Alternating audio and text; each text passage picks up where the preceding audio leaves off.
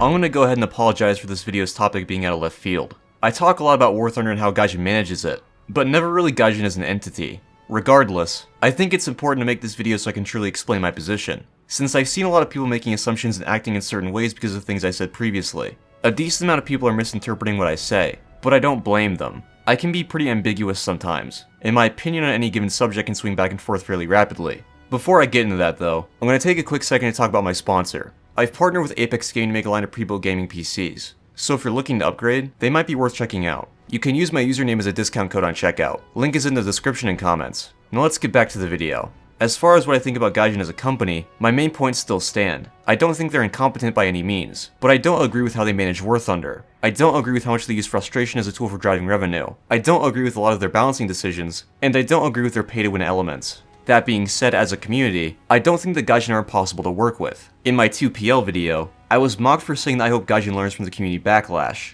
that they wouldn't introduce another top-tier squadron vehicle in the future. That felt overly cynical to me. Sure, Gaijin's track record hasn't been great, but in the past few months, they have been making great strides in listening to the community. First, they reversed the sound mod ban, despite the fact that the community is pretty split over it. Second, they added the SK-105 to the French tree.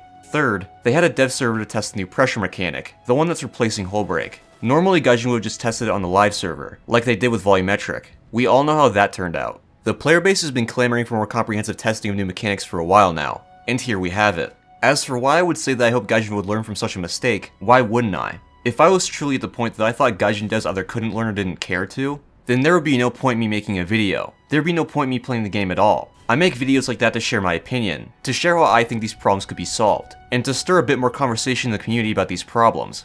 The hope is that by sharing my idea of a fix, that will create a dialogue in which people propose more alternatives or build off my own, and that they'll give that feedback to Gaijin. If I didn't think Gaijin could make good decisions, my videos would just be pointless rambling that would only serve to rile people up. And while we're on the topic of feedback, what you send to Gaijin doesn't have to be filled with vitriol or insults. I'm not going to pretend that I haven't done this before. There have been a few times where I have a bad match, then I storm into the feedback channel in the CC Discord. Anger is natural, but anger is counterintuitive when you're trying to make a point. Putting emotion into your feedback doesn't increase the chance that someone will act on it. If you want Gaijin to actually see what you're saying, make sure it's clear, concise, and offers up a well thought out solution. Rally people that feel the same way you do. I've definitely been sarcastic towards Gaijin in past videos, and ultimately that's something I regret. It gave a lot of people the impression that I think too highly of myself, and that I'm only here to complain. That's not the case. I genuinely want War Thunder to be a better game. Finally, while I do have some disdain for Gaijin as a company, that isn't directed towards the main developers, the PR department, or forum moderators, and you shouldn't direct animosity towards them either.